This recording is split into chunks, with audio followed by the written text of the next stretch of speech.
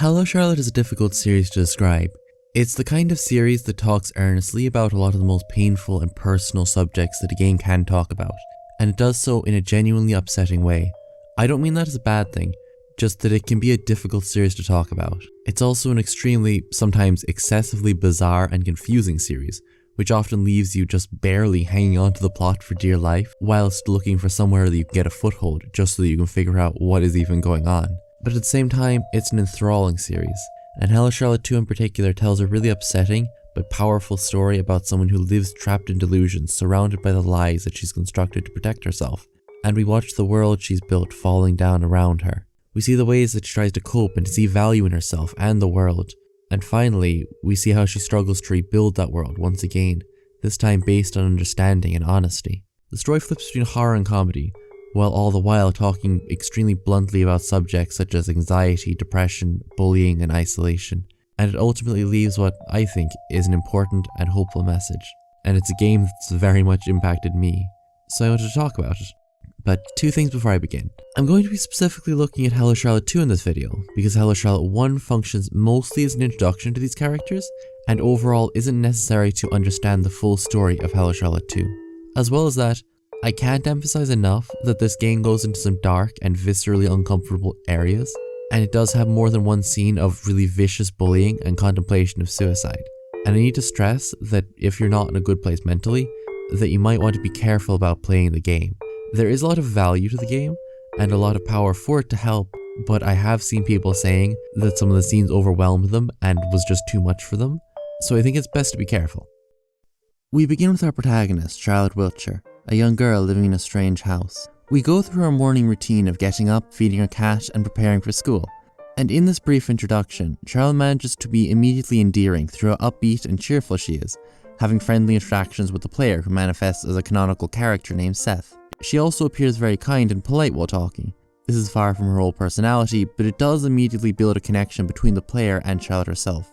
As you explore, you find that Charlotte's mum and dad have disappeared, and in their place is a series of roommates who have moved in through one means or another. I think that one of the first things that sticks out in the game are the interactions between Charlotte and these other residents. Most of the residents are very bizarre, except Felix, he's just kind of sour all the time, and often use peculiar mannerisms, while also being vaguely dangerous and unsettling. They're very much the kinds of figures who you shouldn't feel comfortable around. However, they manage to be extremely charming and quite nice. For example, there's Dr. Huxley, who is an alien who broke into the house when Charlotte was 9, and then threatened to murder her entire family if she told anyone about him. And ever since, he and his assistant Bennett have been living in her cellar and performing completely unethical experiments on random corpses. This backstory and how obviously amoral both characters are would lead you to think that they're terrorizing Charlotte, but instead, as we see in the game, they are supportive friends who appear to actually care for Charlotte's well-being, and Huxley in particular tries to help when he can. And it's this weird contrast that we see in every member of Charlotte's home. Each has their odd quirks, but they remain very friendly and warm, and they all get along really well, except for Felix. Again, he's really sour. Charlotte bounces off these characters very well by how normal she is in comparison, but also in how completely used to their nonsense she is, and this creates a lot of fun character dynamics. Early on, despite being likable, Charlotte doesn't seem to have a very complicated or interesting personality. However, the relative tameness of her character is flavoured by everybody around her, and this makes sure that Charlotte doesn't come off as boring or bland in the early game. It also adds a slightly unsettling air to Charlotte's character, as she is entirely unfazed by all the weirdness and immoral behaviour going on around her, and it creates this kind of surreal but also comforting environment, where everything is weird, sure, and it can probably kill you, but it's also just really chill. Huxley should be an intimidating presence, but no, he's actually warm and helpful throughout. And this, along with the humorous way in which many interactions play out, quickly gets us used to the odd atmosphere of the game, while endearing us to the characters and making us care about Charlotte. There are only two figures who feel legitimately threatening, the first being the Umbrella Man, who watches over Charlotte and appears to know far more than he really should, whilst also having seemingly limitless powers over this world. The second is Frey, who is a remnant of a dying god who lives in Charlotte's mind and holds the potential to give Charlotte complete control over the world, so long as he's able to merge his existence with hers, something which Charlotte absolutely refuses to do. We will get more into these two later on, but they are important to be aware of. Now, the game is split up into days, and during your first day, you interact with the other house members a bit before making your way off to school.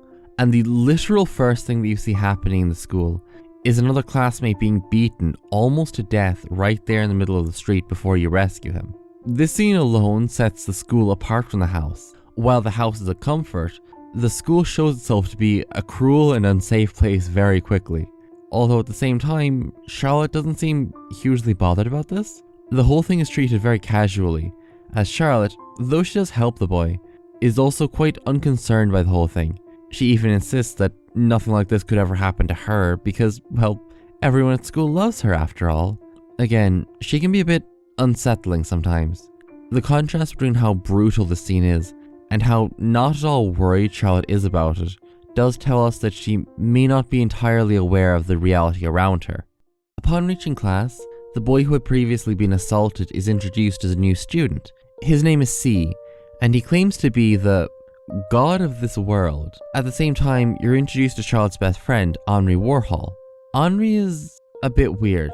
She first comes across as caring, but needy and insecure, being very friendly, yet also seeming emotionally reliant on Charlotte to an unhealthy extent. But there's something just a bit off-putting about her, just in the way she acts around Charlotte. It's nothing overt for the time being, but it is something to keep in mind. It's hinted early on that Charlotte isn't quite as happy as she initially appears, given that the battles in this game aren't real fights, but instead socializations, in which you take anxiety pills in order to help you talk to people. I think this is really clever. Like, he uses the mechanics of the game to get across how merely talking to people has become a battle that needs to be won rather than anything pleasant. And as you continue, the veneer of a perfect school life peels off more and more, revealing something far uglier. On the second day, Charlotte finds that her books have been stolen and strewn all over the ground. Henri is outraged by this and immediately leaves to tell the teacher, while providing absolutely no emotional support whatsoever to Charlotte. For her part, Charlotte seems to be in disbelief. She can't accept that her classmates would have done this. She insists it must have been a mistake, a misunderstanding. They wouldn't have done this on purpose, would they? I mean, everyone at school is so nice to her. They say such kind things and they can't possibly be lying. Charlotte is clearly in denial about what's actually happening here, and it gives us more insight into how her perception of the world is somewhat distorted. She's built up an idea of what the school is like, which is extremely far from the truth. She holds a view of herself as being beloved by all, and she cannot face the reality of her situation due to how much it would damage her idea of both herself and the world around her. Even Henri at this point becomes increasingly uncomfortable to be around. What first appears as insecurity increasingly begins to look like emotional manipulation. Henri does things like continually forgetting her wallet so as to make Charlotte pay for the lunches, while being kind of forceful in telling Charlotte what to do and attempting to prevent her from speaking to C. This is combined with her guilt-tripping Charlotte and being overall unsupportive of her, but then love-bombing Charlotte with overt acts of affection. The realization of how unhealthy this relationship is ends up being really insidious as you watch all these red flags pop up, which Charlotte appears oblivious to. And all of this creates a really strong contrast between Charlotte's home life and her life at school. I mean, you go to school and you see someone being beaten in front of you, and then you come home and play piano with your friend Aiden. At school, you get bullied and take pills for anxiety. And then at home, oh, Bennett tried cooking and accidentally set the kitchen on fire. What a goofball he is. Everything at home is coated in this layer of whimsy, while at school things are cold and harsh. The house becomes almost like a comfort. I mentioned before how quickly the game warms you to these different characters, and that's especially important because they become comforts for both you and Charlotte. They provide a place where things are just nice and friendly, where you can feel loved. The school gets dark to a point where you need these sections to cool off, or it will become overwhelming for you. It's almost like a place to go to get a small bit of rest before the unpleasantness of the next day. But it also makes everything even more surreal. The things at school feel so grounded, while the house is so goofy. It's almost like the house is escapism for you and Charlotte. And as we go along, things become more real for Charlotte. Even though we know right away how screwed up this is, she is in denial. But as we continue, reality seems to press down on her more and more. Compare the first time she sees C having been beaten up, where she's weirdly blithe about it, Like, this is arguably the most extreme and violent thing that the students do during the entire game, but Charlotte downplays just how awful it is, to the point where it's presented as almost mundane. There is not much emotional weight to the scene, and we are encouraged to just not worry about it, mirroring how Charlotte tries to ignore it so that she can keep up her persona. But the second time, around halfway through the game, we see that she's genuinely upset and shaken upon finding out that he's been hurt again. Because at this point, she can no longer ignore how twisted the structure of the school is, and how it's genuinely making people suffer, or consider the first and second time that she herself is the victim of bullying. The first time, it shocks her and it hurts her, but she still retreats into imagining that it must have been an accident. She can't deal with what's clearly happening. Yet in the second half of the game, we see a scene just after she accidentally kills some animals by feeding them sweets. Here, the guilt leads her to have a panic attack as her head starts to spin and the world around her melts into a psychedelic mess, while her classmates scream at her and laugh, appearing as more abstract, monstrous figures. She tries to explain, tries to claim that it wasn't her fault, so that she can cling to what is now a fractured identity as the perfect person who's beloved by all. But she can't. And she has to come to terms with how cruel this reality really is. The canned, mocking laughter is so actually jarring, mixed with Charlotte's panicked reactions, makes the scene genuinely stressful and uncomfortable, in a way that none of the others really were up to this point. The way reality swims so sickeningly when Charlotte grows dizzy and disoriented as she unravels into begging for relief, it does a really good job of capturing how panic attack can actually feel. This scene marks when she becomes unable to hide from what is happening anymore. She realizes that she is being bullied, and that everyone is to either taking part in it or allowing it to happen. And when we compare this to the scene with C at the beginning, we see how much of a shift there is in how these scenes are presented, which mirrors how Charlotte sees the world. It's a really effective method of making you see how Charlotte's idealized world withers away over the course of the game. And as Charlotte discovers the reality of her situation, we find out how fake everything in the school is. There are rigid ideas of what should and should not be done, and everyone needs to conform to these rules or be totally cast out. Everybody needs to put up a persona in order to survive and to seem normal.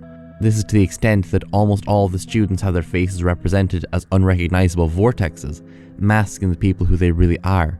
We find out that the school has an upcoming event in it called The Trial, in which a vote is held, and the least popular student is taken to have their personality corrected, in a way which is heavily implied to be part of a brainwashing or lobotomy, and is later revealed to be a process which sucks the personality out of someone, leaving them as a husk, effectively as a walking corpse. So whoever is not accepted by the class, whoever the outsider is, gets more or less killed for not fitting into what is expected of them. Keep that in mind because it will become very important later, and it means that nobody really has much of a choice other than to act how they are expected to act. And the worst offender of this is Henri.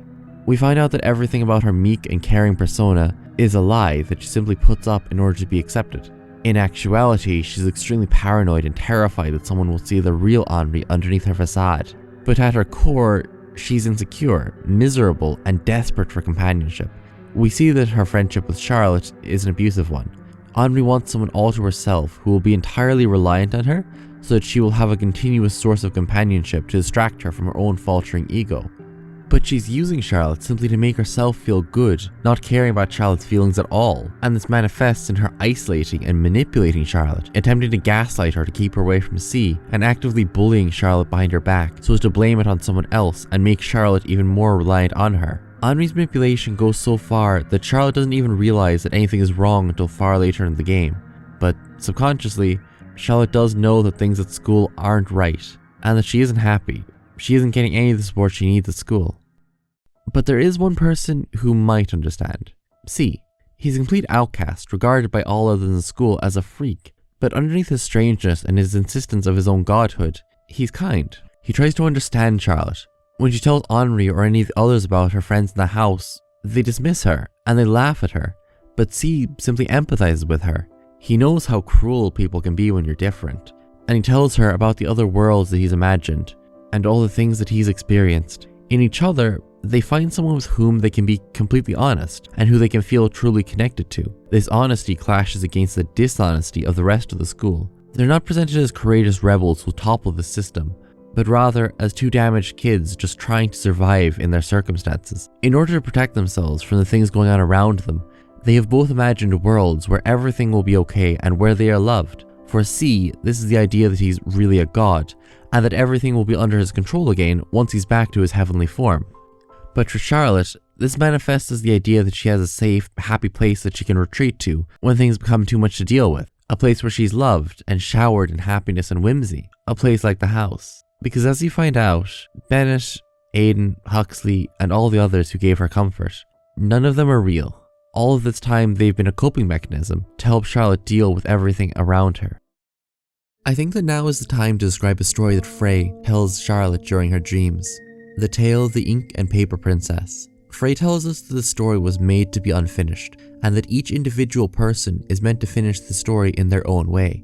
The story goes that the Ink Princess lives in a world filled with endless black ink, yet after so long living this darkness, the Ink Princess goes to the Paper Kingdom, and is astonished by all the things she finds there. Yet, as she travels, she trails ink behind her, poisoning the lands. Eventually, the people of the kingdom grow enraged by her presence ruining their land, and so they attack her and they throw her into a prison. Frey gives us his ending by claiming that the Ink Princess was then visited by the Paper Princess. The two quickly became friends, and their understanding of each other leads to the creation of writing. But as time passes, the Ink Princess covers the Paper Princess in more and more ink, until finally, the two become indistinguishable. I think that the story serves as a metaphor for what is going on in the game. It's never spelled out exactly what the story means, so what follows is just my interpretation, but I believe that the Paper Kingdom is the school, Charlotte serves as the Paper Princess, and that the Ink Princess is both C and the inhabitants of the house. C mirrors the progress of the Paper Princess. He comes in as an aberration, disrupting the normal and standing starkly against the paper-thin caricatures that people are expected to live like. For this, he is immediately and repeatedly rejected by everybody except for Charlotte. Charlotte, like the Paper Princess, takes the time to actually understand him, and just like how the two princesses created writing, the two of them are able to forge a bond and create something with meaning in this land of blank paper. But through being with C, Charlotte becomes more and more ostracized from people, and becomes a target of bullying, just like how the Ink Princess tarred the Paper Princess. The members of the house too are there to comfort her and be her friends, but because of them, Charlotte is known as weird by her classmates, and again, it leaves her isolated. Both of the things that truly bring her joy and companionship are exactly the two things that make her a target, because if she's covered by ink, then she might spread it to others, and the students can't allow anyone to taint their perfect, pure normality. After learning what the school is really like, Charlotte feels completely lost. Like, being the good, beloved Charlotte made up so much of her identity, and now she's desperately searching for something to cling to, just to understand herself. And so, when C suggests that they run away, she accepts. The pair go through some really beautifully designed areas before reaching a dead end, at which point C pulls out a packet of sleeping pills, and have to kill both of them. And you realize exactly what C meant when he said that they would run away. But Charlotte refuses. She still has hope for him, and she wants to save him. But as well as that, she's terrified of death, and the two of them crumple like paper under the stress of this whole situation. C in particular begins to have a panic attack, and we see in full that he was never any kind of romanticized renegade who would guide Charlotte to salvation. All this time, the seeming calmness and his god complex were just to mask the scared kid that he really is. Someone who, in his delusions, was about to do something horrible and rope a vulnerable person into his plan. He and what he represents are not good for Charlotte. Neither is Henri in the school, none of it is good. Frey appears behind Charlotte, in order to taunt her, to say that she only wanted to save C in order to build up her frail ego, that she only cares about him insofar as he can let her feel like the hero, so that she can rebuild her perception of herself as the person who helped C, and therefore as a good person. After all, her idea of who she is has been so shattered by reality that she needs this in order to feel like a good person again. Otherwise, all those fears of being worthless and a burden would start flooding back to her head. But Frey promises that if she gives up her humanity and merges with him, then they become all-powerful and destroy this rotten world. Charlotte panics and tries with all her will just to block out all these thoughts. She's not a bad person. She's not. No matter what the thoughts say, no matter what they say, she is worth something. This world is worth something. It's all worth. These thoughts are interrupted by the school guards rushing to recapture the two of them and bringing them back to the school. C is banned from leaving his room again before the aforementioned trial, meaning that he's unable to interact with anyone else or entice them to vote for him in the trial. and it's been pretty well established by now that nobody is going to vote for him. The only person who could possibly help him now is Charlotte, but he specifically tells her not to vote for him, as she's better off leaving him to his fate. And since he's locked away in his room before the trial, Charlotte has lost him. Now she only has her imaginary friends and Henri to keep her company. And as the trial grows closer and closer, Charlotte knows that if she votes for Henri, then Henri will vote for her in return and she'll survive. She'll lose the only person that she was honest with and who was honest with her, and she'll be forced to continue this empty life she leads with nobody to support her. But she'll survive. Yet she cares so much for C, and she wants to help him, but if she votes for C, then she'll almost certainly be with the one with the fewest votes, and she will be killed. And so, in the days leading up to the trial, you are left with the choice of whether to vote for C and all that he represents, or to vote for Henri and all that she represents. Henri epitomizes conformity. Choosing Henri symbolically is choosing to just go along with the system and leave behind your beloved world, while choosing C marks you choosing to ignore reality and drift into this comforting world of fantasy, because reality is just too much to bear. Over the course of the next few days, we see Charlotte unraveling more and more, with all the certainties of the world stripped away from her. With C gone and Henri being Henri, she has nobody, and she's left to slowly accept that nobody in the house is real, and that she's going to have to make a horrific choice on the day of the trial. All the while, her insecurities grow worse, and she's haunted by this overwhelming feeling of complete worthlessness. Nobody outside the house is there for her, and all she has are the pieces of compassion that she can get out of Aiden and Huxley. But even then, she knows that both of them are just manifestations of her own subconscious. The final night before the trial is honestly heartbreaking. After a particularly awful incident, in which Charlotte was held down and had parts of her hair cut off, she comes home and stares at herself in the mirror with a pair of scissors, while thinking about how easy it would be to just die. She raises the scissors, only for Aiden to appear and quickly grab them off of you, while saying that if you wanted your hair cut, you should have asked him to help you. Aiden knows full well what Charlotte was about to do, but in order to maintain the house's role as a place to ignore your worries, he doesn't bring it up. He instead tries to help in his own way, by giving her a haircut that will look even nicer than the last one, so as to help Charlotte to forget about what had been done to her earlier in that day. It's a small thing, but it's one of the kindest things that anyone has ever done for Charlotte in this whole game. The whole scene feels so gentle and comforting. Aiden is genuinely thoughtful and tender, his words are calming, and having someone tell you that they're there for you, and really meaning it after all the things Charlotte's been through, it's just so nice. And it makes this scene one of the most powerful for me in the entire series. After saying goodnight to Aiden, you wander around a bit, and this little place has never felt more safe. Everything here is just so soft and kind, everyone loves you here. You stop by the sitting room, and see Bennett and Felix both asleep on the couch after playing video games, and everything feels so cozy, so normal, like you could just stay here with these people forever. And then you walk into your room, you close the door, and you know that you'll never see them again. Goodbye Aiden, goodbye Huxley, goodbye Bennett, and goodbye Felix. Goodbye everyone. I'll miss you all dearly. After all, they are just fragments of Charlotte's mind, and if she's to make it through the trial, her only choice is to leave her friends behind. You enter the trial hall, and you're told to vote for one student, with the student who has the fewest votes being sent to die. Depending on your choice, the endings will branch off into 3 different paths. There's the white end, the black end, and the grey end. I hope that you'll forgive me for taking a while describing each of these 3 endings, because they're all important, but also quite hard to understand, but I will do my best to explain them and give my own interpretations of what they could possibly mean. We begin with the black end because it is the easiest to unwrap. In this ending, you vote for C. You vote against the reality that's been so cruel to you, and you sink into fantasy.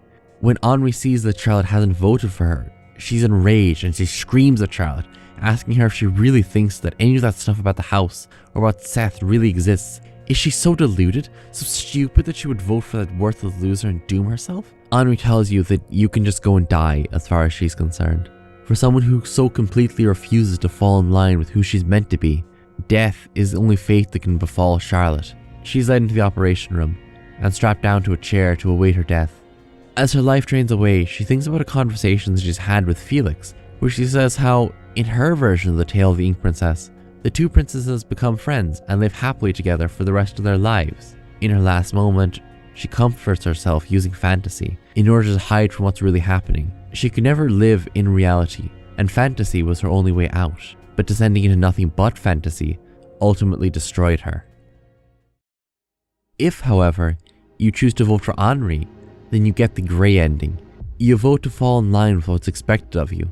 You do what makes sense for self-preservation's sake, and you leave behind C, who is really just dragging you down anyway. It's the logical thing to do, the only option which ensures that you will survive.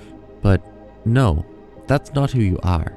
You are not the kind of person who will just leave behind someone because it's the logical option. As Charlotte watches C being taken away, she sees his face first as a cold, empty void like everybody else, but then as the person who he really is, just a scared kid. Not as the savior or the god that he's been claiming, but just as C. She realizes that she cannot let him die, not like this. She runs desperately to the door to the operation room and throws it open. You're not a loser, God C. I think you're wonderful. You're wonderful exactly because you're human. And she's too late. The procedure has already been done, and there's nothing left of C. She feels ink rise in her throat. Everything begins to collapse. It's not fair, it's not fair, it's not fair. She can't take it. Not anymore. This world is too cruel to be allowed to exist. Emotion overwhelms her and she throws aside her humanity to merge with Frey and devour everything and everyone until there's nothing left in this world. Until it's all just an empty void. She takes C's corpse and cries out. Even after voting against him, she could never accept the reality that he was never a god to begin with. She really only voted against him because she thought he'd be okay in the end. But he's nowhere. She's lost him. Umbrella Man appears to you. Somehow, he has survived the end of everything, and he makes you an offer. There are numerous other universes with numerous other Charlottes, and he will do what he can in order to help these Charlottes, maybe get them a happier ending somehow. But in exchange, he will devour the very concept of Charlotte Wiltshire, so that nobody will know that she existed, and she will live separate from all other life. It's essentially the ultimate act of self-sacrifice. She gives up her identity and everything that she ever was, so that some version of herself somewhere might have happiness. And with that, she falls into a deep, endless slumber. But there's a third option. She can simply not vote for anyone at all, refuse to engage in this poisonous system, whatever the consequences may be. And in this, she seems to accept things as they truly are. She recognizes the awful things that Henri has done to her, but she forgives her. She recognizes that C is just a flawed, fallible person, and she accepts him as that, and cares for him. And as consciousness slips away, you see Frey once again, and Charlotte accepts that all this time, Frey has been a piece of her, a part of her psyche. He is the most destructive thoughts given form. Every time Frey appeared to mock Charlotte or to unsettle her in her dreams, he was acting more like intrusive thoughts burrowing into Charlotte's mind. He's the doubts that Charlotte has about herself, and he is the want to just abandon everything and destroy this world. And when she couldn't hide from fantasy, Charlotte needed to help C in order to feel like she was worth something. She couldn't love herself, so she needed to love everybody else. And now she wants to save everybody, to end the trial so that everybody can be her themselves. This is a continuation of Charlotte feeling like she needs to help people in order to justify her existence to herself. But she's determined to do it. After merging with Frey again and gaining godlike powers, she wishes for all painful things in the world to end. But of course, life is inherently painful, and the only way to destroy pain is to destroy life itself. So when she steps out, Charlotte finds that every other ego has been obliterated. They have been absorbed, effectively killing them by Charlotte's wish, leaving just her and the Umbrella Man. But the Umbrella Man offers her a chance. He says that they can go and become what are called stargazers, people who observe humanity so as to learn from it. They won't be able to interact with humanity, only to watch. And once she's learned, then she can go and create a new world, a better one, hopefully. He says that ordinarily, Charlotte would need to pay for this service. However, another version of her has already paid in full, referring to the Charlotte of the Grey End, and therefore it will not be necessary. And so they go, in the hope of a better future. None of these endings are outright happy ones, but I do think that, with the exception of the Black End, there is optimism, though the other two are still in a considerable grey area. We know from the White End that Charlotte needs to help others in order to feel like she has worth, and through that we can see that her act of self-sacrifice in the Grey End wasn't just selflessness, although it very much was selfless. It was also an admittance that she couldn't overcome her self-hatred. In this ending, Charlotte gives in fully to her doubts about herself, and feels so worthless that she has to give up her entire identity as a person in order to justify her existence. By giving in to Frey, a manifestation of her negative thoughts, she is literally collapsing into the poisonous beliefs that she is a selfish and worthless person. These views are distorted to the point where she believes that Henri was a good friend, and even apologized to her for not being good enough. And again, her endless slumber is as close to death as you can get. But this ending does leave us with the hope that maybe there will be a better future. In sending Umbrella Man to interfere with the fates of the other Charlottes, the sacrifice genuinely does create the potential for a happy ending, and that ending comes in the White End. Once again, you give in to Frey and tear apart everything and everyone, but Charlotte's still there, and at last, with some guidance, she has the chance to grow. She can learn from this and develop herself as a person, to understand the wrongs that were done to her, to gain actual self-confidence, and to be able to care for both herself and this new world that she's meant to create. Giving in to Frey was wrong, even though it was well-intentioned. She goes stargazing in order to improve herself and heal in a healthy way. Through understanding herself, she can ensure that nobody in this new world will have to go through what she went through again. While it's impossible to make a world without pain, you can at least make things better, you know? I am entirely speculating here, but I think that the White End could be symbolic of Charlotte moving on, understanding that there is a problem and making a concerted effort to fix it. In voting for nobody, she's rejecting how this entire world works, refusing to just fall into the conformity that Henri adheres to, but also not losing reality like C does, understanding things as they really are, and realizing that they need to change. This seems to be an ending where she tries to understand herself and see value in herself, even if it's difficult and scary. It takes a lot of self-reflection, but it's not impossible by any means, and the new world that she builds up could be one where she has people in it who can support her, and who she can support in a healthy manner. Unlike in the Grey End, she no longer needs to be self-sacrificial in order to feel deserving of love. Again, this is speculation, but there's at least hope for a happy outcome. In the Black End, she collapsed into fantasy as a coping mechanism, and the world at large ostracized her and destroyed her for it. In the Grey End, she feels so worthless and guilty for everyone's issues that she sacrifices her very ego. But here, she has the chance to improve and move on from that dark place. Even though it may seem like the end of the world, it's also the beginning of a better one, which, when you consider all that has happened, all that Charlotte has been through, leaving off on a message of taking that first tentative step towards recovery and having hope for what the future can bring, is a really beautiful message, I think. So, that was Hello Charlotte 2. Now, despite all this game means to me, there are some areas where it is very much deserving of criticism. Firstly, the suffering in this game is excessive. Charlotte turns into this puppy that the narrative just kicks the shit out of throughout, and it does become too much at times. Horrible things happen to Charlotte so frequently that it just becomes uncomfortable to watch. I won't say that it's exploitative, but it still can feel like the game is trying to make you feel sympathy through making things just as horrible for her as possible. It's not that the suffering doesn't have meaning. There is a purpose to the things that happen, and the fact that there is a purpose stops it from feeling emotionally manipulative. But there's a line to just how many horrible things can happen before it becomes just gross and uncomfortable. And this is a game that lasts for about under 3 hours, but has multiple scenes of the character undergoing suicidal thoughts, panic attacks, bullying incidents, and just all manner of awful things. It's just too much, and you can grow numb to it. Not only is it uncomfortable, it also weakens the overall impact that the game will have on you. Now, cards on the table, I didn't feel numbed by this. I did find the scenes to be emotionally engaging, but I can entirely imagine that someone would stop feeling anything because of how every single day you're just waiting for the next load of trauma to be dumped on Charlotte. I mean, the levity introduced by the house inhabitants just isn't enough to combat the onslaught of awfulness that is present everywhere else in the game. The house is important to give them hope and somewhere to care about so it doesn't just turn into complete misery, but the scenes that there are often don't last long enough to offset everything else. As well as that, the way that the message about conformity is delivered feels a bit heavy-handed. I mean, it's a world where students are murdered for not fitting in and being unpopular. It's not particularly subtle. Even though I feel like a lot of the scenes are very effective, there are points where the level of cruelty and coldness can feel overdramatic. I mean, one of the first experiences you have of the school is of students beating a child almost to death, and seeing Charlotte suffering a panic attack feels so real. But then there's how every other student, apart from C and Charlotte, are just such mindless pricks, which takes away from it. And it makes it feel somewhat fake, like a caricature of what a horrible school environment is like.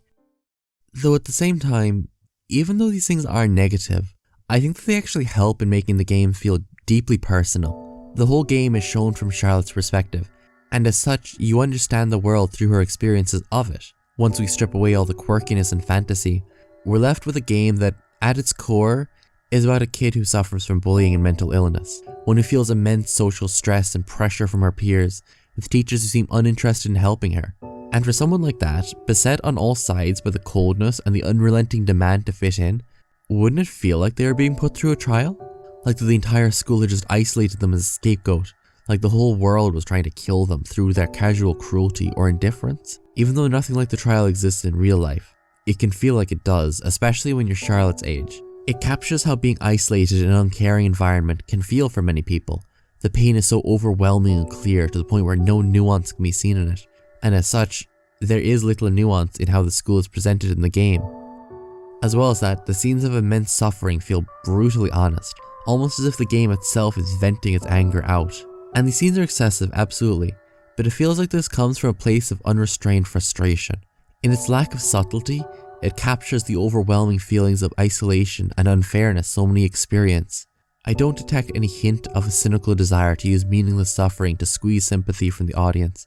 All I see is a game that desperately wants to express all its feelings to the world in its short length, and it's clumsy sometimes, but always honest. And that honesty creates understanding through resonating with people. I've thankfully never been bullied, at least not in school, but the way that it puts you in Charlotte's shoes is really well done. I can recognize so many of my own emotions and how she reacts to the things that happen, and that helps me to empathize with her. Not just sympathize in the abstract, but to really get some type of understanding of how it feels to be treated that way.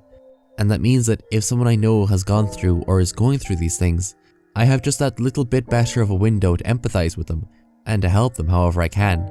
It's the same for everyone else. I don't want to oversell this.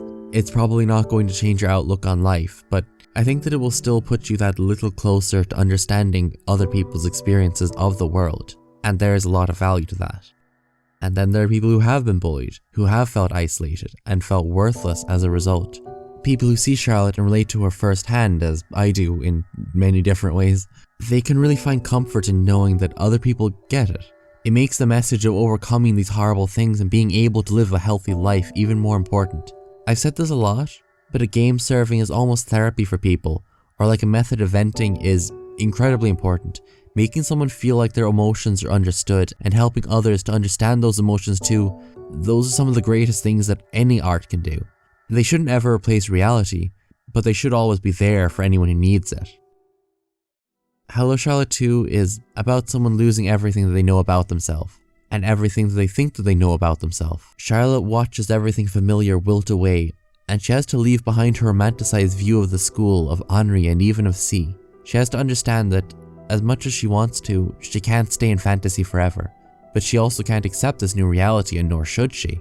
The world falls apart in the white ending only so that Charlotte can rebuild it anew, so that she can see that there was a problem and have the courage to take those first few steps to fix it and to live a happier, more emotionally healthy life, even if it means destroying what she used to cling to for comfort. And even if doing that is painful beyond belief, I think, and I must reiterate that this is only my interpretation, that the heart of this game is finding the unhealthy parts of the world around you, the people around you, and of you yourself, and overcoming them. Throughout all the awfulness, through the gratuitous violence and the unreliable narrators, it shows Charlotte doing just that, and finding hope where there seemed to be none left.